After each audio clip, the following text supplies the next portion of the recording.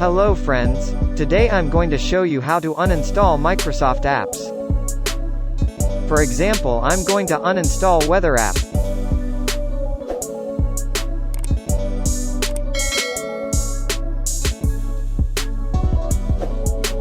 As you can see, Weather app is not here. Let's uninstall it. First go to Apps and Settings.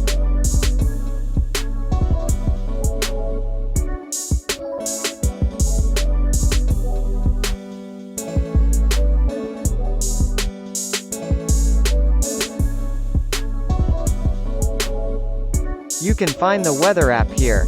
Click on it. Then press Uninstall.